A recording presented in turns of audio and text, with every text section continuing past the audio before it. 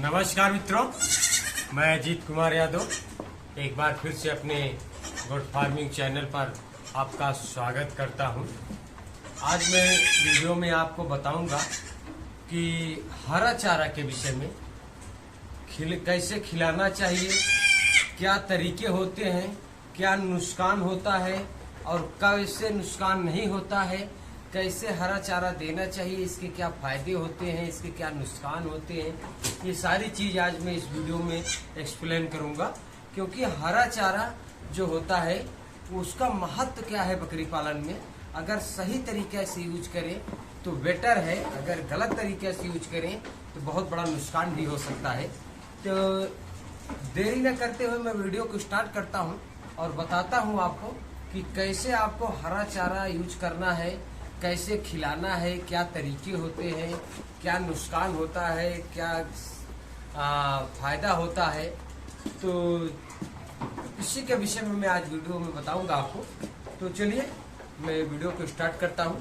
उससे पहले मैं दिखा दूं कि हमारी एक बकरी बच्चा कर दी है।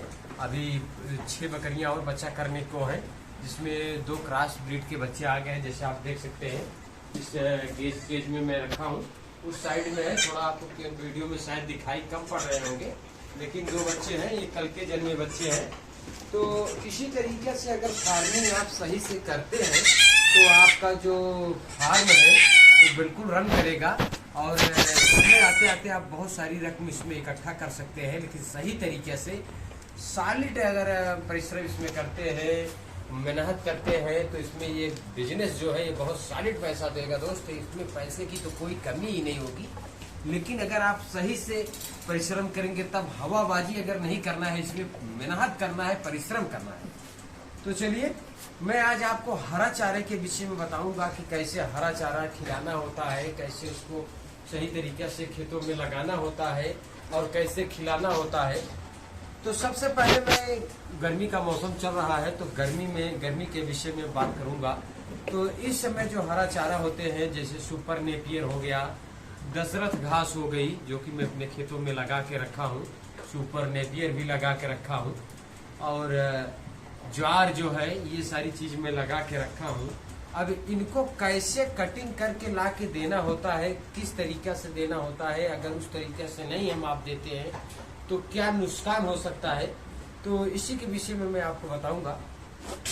तो सबसे पहले आप समझ लीजिए कि दशरथ घास जो होती है उसमें विटामिन, प्रोटीन की मात्रा होती है, जिससे हमें अगर राशन कम भी दें बकरियों को तब भी चलेगा। क्योंकि जो दशरथ घास होती है और जो सुपर नेपियर होता है, इन सब चीजों में प्रोटीन होता है, अधिक मात्रा में पाया जाता है, जिसे अगर आप इनको सही तरीके से ला के देते हैं, मेरा कहने का मतलब सही तरीके से, जैसे दशरथ घास गर्मियों के मौसम में तो आप बिल्कुल कटिंग करके ला के डायरेक्टली दे सकते हैं। लेकिन यही काम, जैसे गर्मी का मौसम चल रहा है, आप दशरथ घास काटे और चारा की मशीन में, पालने वाली मशीन में, जो हम सब बकरी पालन पशुपालन के भाई के घर में उपलब्ध रहती है, उसमें लाएं और बाल के अपनी बकरियों को खिलिया दे डायरेक्टली, तो कोई विशेष दिक्कत नहीं होने वाला है। और सुपर नेपियर इसी तरीके से काट के लाए अगर खिलाते हैं तो कोई विशेष दिक्कत नहीं होने वाला है। लेकिन ज्वार जो होता है, इसको भी आप लाकर काट कर डायरेक्टली दे सकते हैं, कोई दिक्कत नहीं होगा। लेकिन ज्वार और सुपर नेपियर, ये जो 2 चीजें हैं, और दशरथ घास, ये जो चीजें हैं, इनमें आपको ध्यान रखना होगा। जब आप कटिंग कर रहे हैं तो कटिंग के समय खेतों में नमी होनी चाहिए। अगर नमी नहीं रहेगी, खेत एकदम सूखा सा रहेगा तब, और अगर ये काट कर ला कर और फिर बकरियों को देते हैं तो इसमें आपका नुकसान हो सकता है।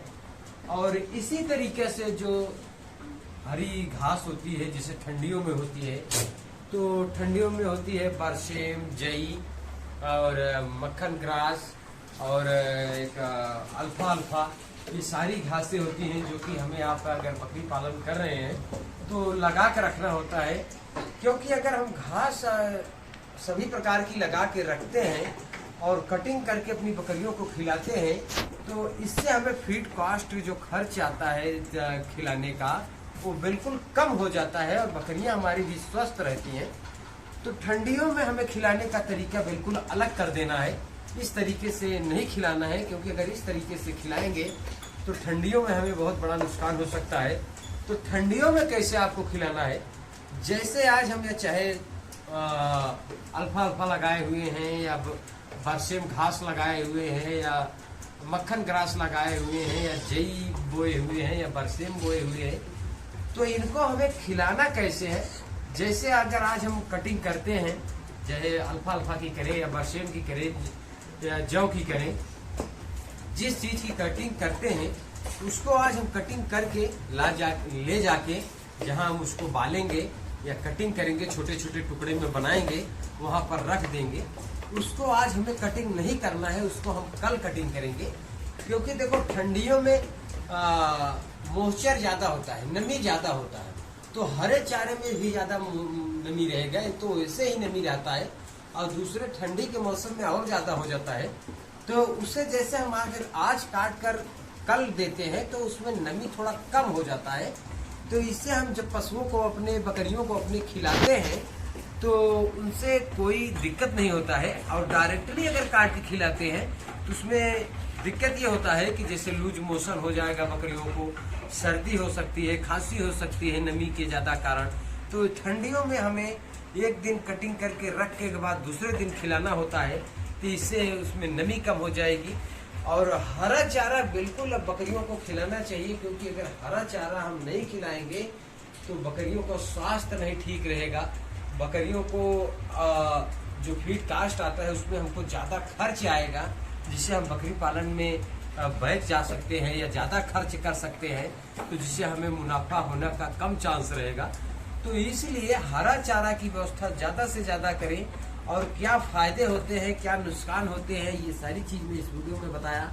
और बकरियों को अगर आपके एरिया में चराई करने की जगह ना है तो अब पर भी आप रोड पर 1 घंटे के लिए कुछ दूर लेके जाएं, टहलाएं, टहला के फिर अपने फार्म पर लाएं।